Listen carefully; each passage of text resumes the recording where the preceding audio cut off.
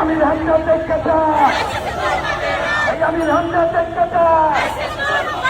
এই আমির হামজা দেখতে এই রাজপথে তরুণেরা এই গুপ্ত শিবির দেখতে এই গুপ্ত জামাত দেখতে এই গুপ্ত জামাত দেখতে এই আমির হামজা দেখতে এই শফিকুর রহমান দেখতে এই গুপ্ত শিবির দেখতে এই একশো